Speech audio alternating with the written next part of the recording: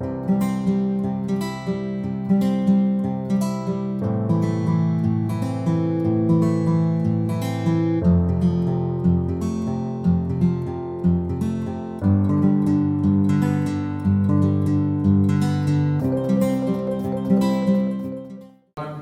infinity.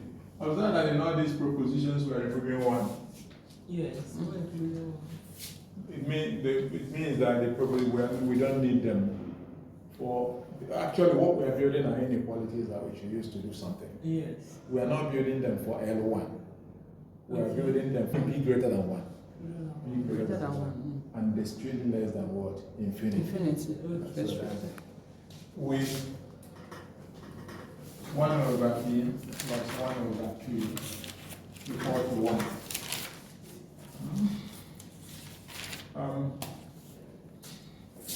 Let n equals 1 to infinity in what? In LP. When I say LP, I am assuming that what? F is known. Without loss of generality, we assume F to be what? R. Fine. Remember, taking F equals C, still the same thing. But the only thing you have to bear in mind is that when F is R, the function, the valuation is the absolute value function. But when F is C, it becomes the modulus of the complex number. So, and we take n equals 1 to infinity in what? In LQ. And remember, being in LQ, you know what it means? It means that summation for absolute value to power P is finite. Yes. And here it means that summation absolute value to power Q is what? Finite. So if these are the case, then we can conclude as follows. We can conclude that summation n equals 1 to infinity of absolute value of Sn yn is less than or equal to summation n equals 1 to infinity of absolute value of Sn to power P or to power 1 over P dot summation n equals 1 to infinity absolute value of yn to power Q or to power 1 over Q. We can conclude this.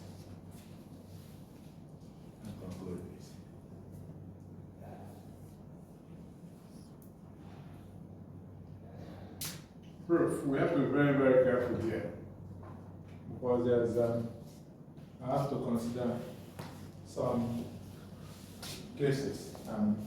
I'll say that two cases arise. Yes.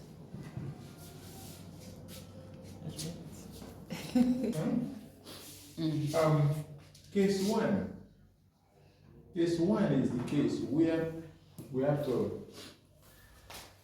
It's a trivial case anyway, but we have to be very, very careful. In the sense that here, case one.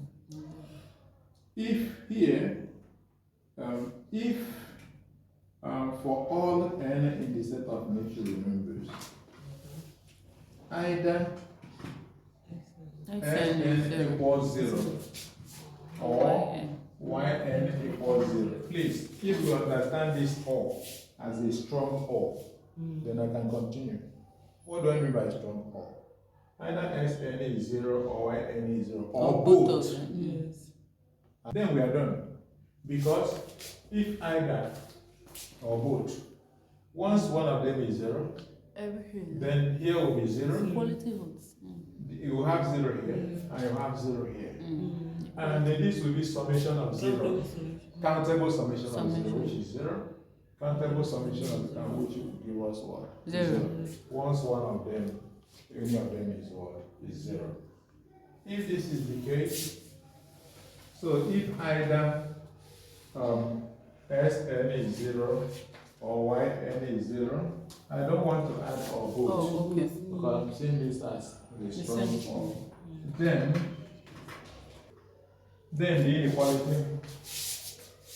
the inequality trivially holds. Hope you are doing the inequality tree usually holds. Case 2 is the case where if there exists n0 n1 that this is not 0 and this is not 0, then I want us to set an to be equal to, I define an to be xn all over summation n equals 1 to infinity of absolute value of xn to power p, all to power 1 over p. You see, I can do this because I know that this can never be 0 because of this. And then I want us to set bn to be equal to yn all over summation n equals 1 to infinity absolute value of yn to power q all raised to power 1 over q. Again, this is not 0, so this is well defined.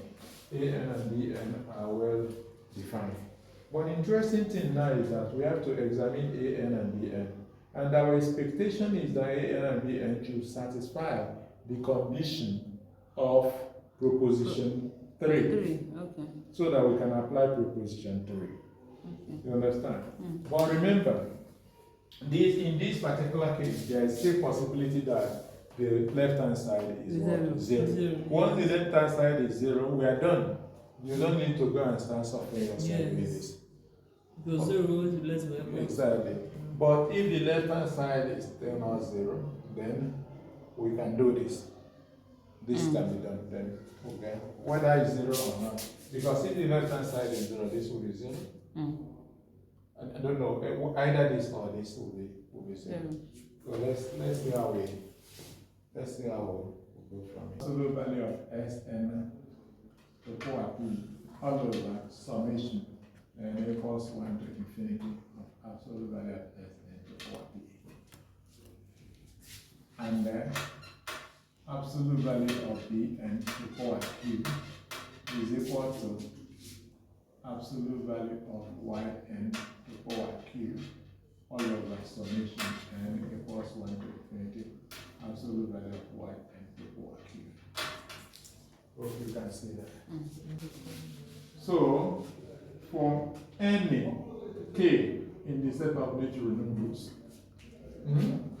summation n equals 1 to k of absolute value of a n to power p is equal to summation n equals 1 to k of what? Absolute value of xn to power p all over summation n equals 1 to infinity absolute value of xn to power p. And then summation n equals 1 to k of absolute value of bn to power q is equal to summation n equals 1 to what? N equals 1 to k of absolute value of yn to power q all over summation n equals 1 to infinity of absolute value of yn to power q. This is what we have. Summing from 1 to what? To k. Is this okay? Now, having this sum to k can allow me to factorize.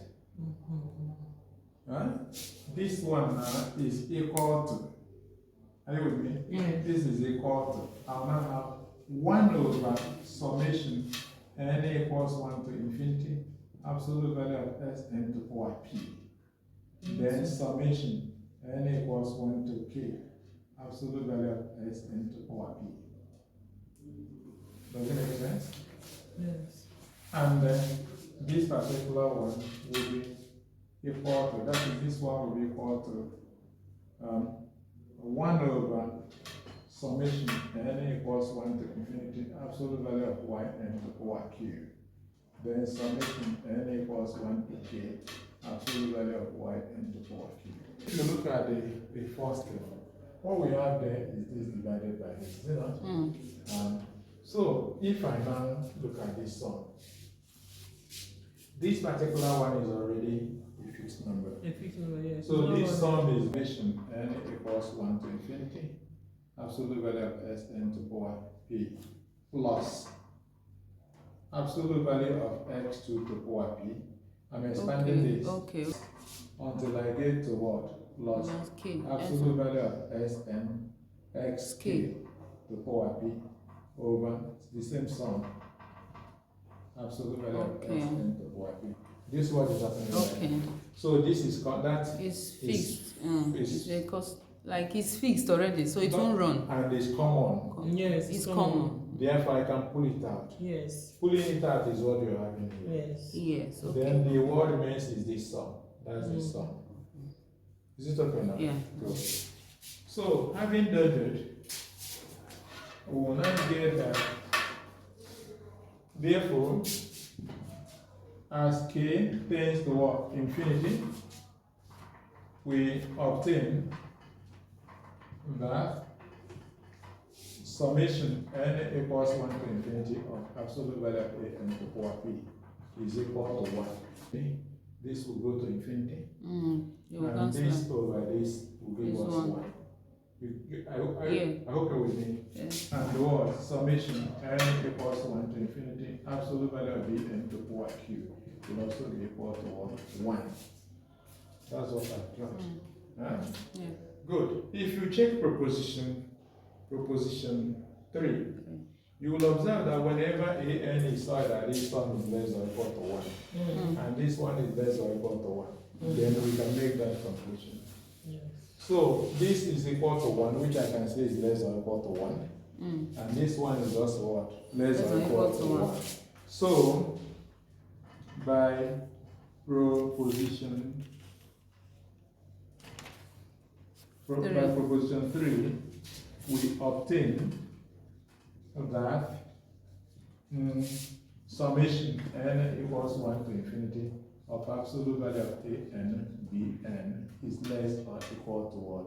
1. This is what we get.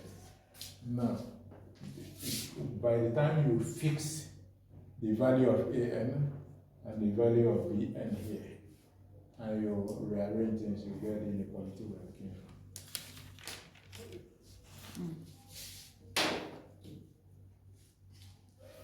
So I have that summation n equals 1 to infinity, absolute value of xn over summation n equals 1 to infinity, absolute of xn to power p, all the power 1 over p dot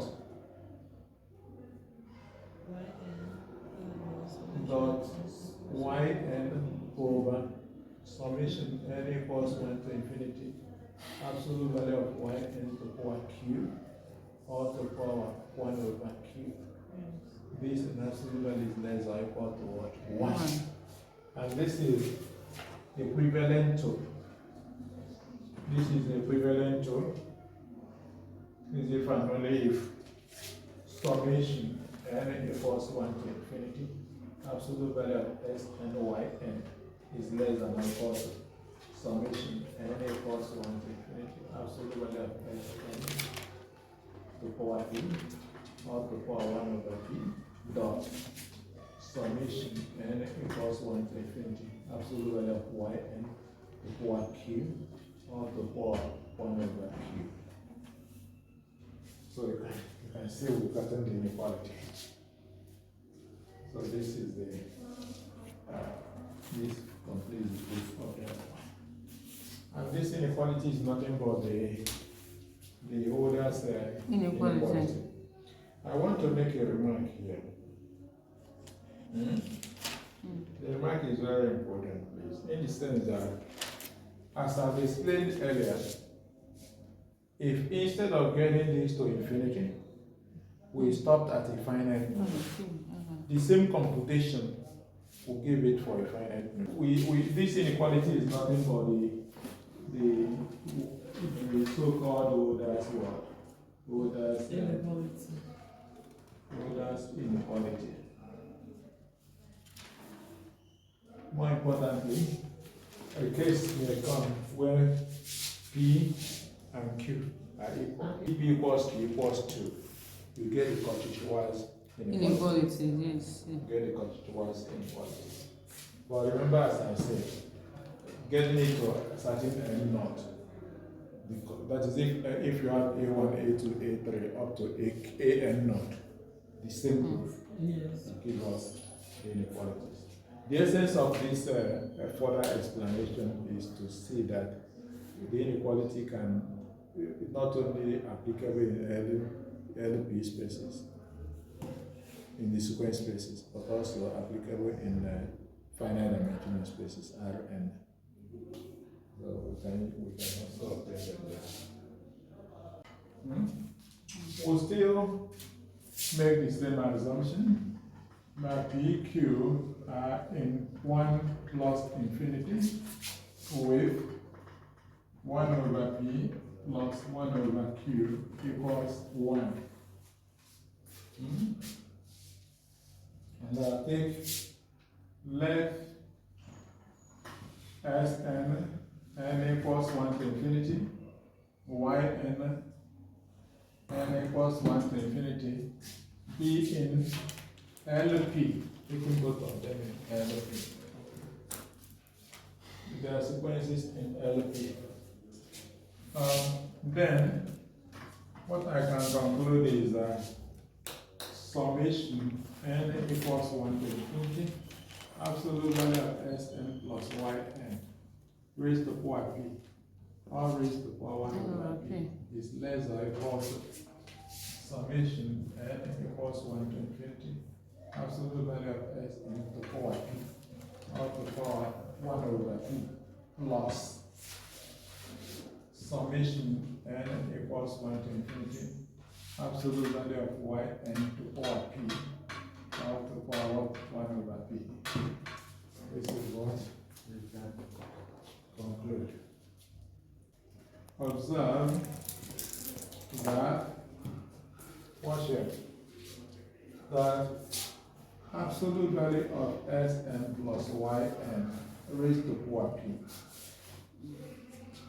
is equal to absolute value of Sn plus Yn dot absolute value of Sn plus Yn to power p minus 1. Yeah. And this I can go further to say is less than or equal to by triangle inequality. Absolute value of Sn plus absolute value of Yn, then absolute value of Sn plus Yn to power p minus 1. We can get this.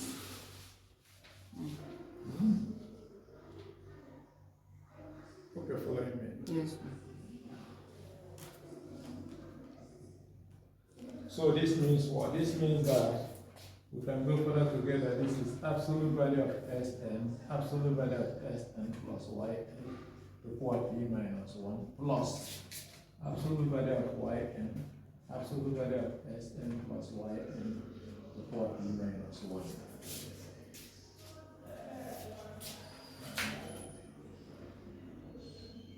So what are we looking at? What we've got is here that absolute value of Sn plus Yn to power p is less than or equal to absolute value of Sn, absolute value of Sn plus Yn to power p minus 1 plus absolute value of Yn, absolute value of Sn plus Yn to power p minus 1. That's what we have.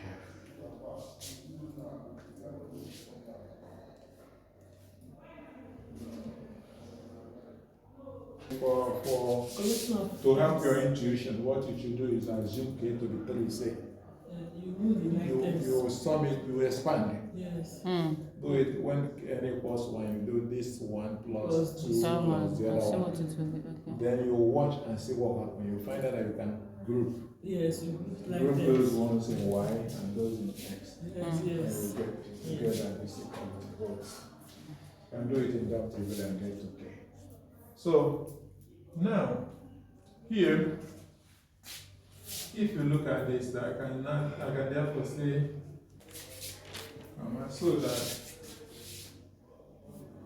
that as k tends to infinity, we obtain that summation n equals 1 to infinity, absolute value of Sn plus yn to power p is less than or equal to summation n equals 1 to infinity, absolute value of Sn, absolute value of Sn plus yn to power p minus 1, then plus summation n equals 1 to infinity, absolute value of yn, absolute value of Sn plus yn to power p minus 1. You watch. You can now recognize something. So look at it. This is less or equal to. I'll write hi. Hi means Holder's inequality. Yes.